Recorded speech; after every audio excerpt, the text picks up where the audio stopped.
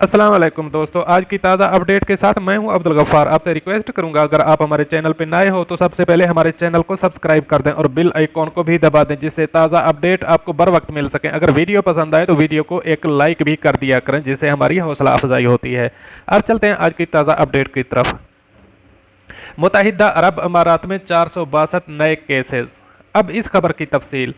मुत्तहिदा अरब अमारात में 462 नए केसेस सामने आए हैं, जिससे मुमलिकत में मरीजों की तादाद 15,192 तक पहुंच गई है। मुत्तहिदा अरब अमारात में मजीद 9 मरीज जहां बहक हुए हैं और मरने वालों की कुल तादाद 146 तक पहुंच गई है। मुमलिकत में अब तक 3,153 मरीज सेहत याब होकर अपने अपने घरों को वापस जा चुके हैं, जिसके बाद मुमलिकत में एक्टिव केसेस की कुल तादाद 11,893 रह गई है।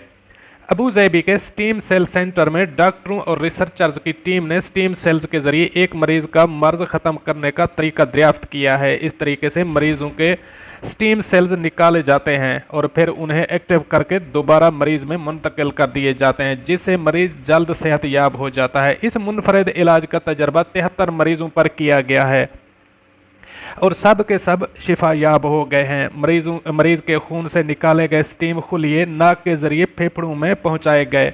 और इस तरीका इलाज की बदौलत फेफड़ों में नए खुलिए पैदा होते हैं और नए वायरस को लगने से रोक देते हैं। अलावा अजीम मजीद सेहतमंद खुलियों को नुकसान पहुंचाने से भी बचाते हैं। दोस्तों, ये थी आज की ताज़ा अपडेट। अगली अपडेट के लिए मुझे दीजिए इजाज़त। तब तक के लिए खुदा हाफिज़।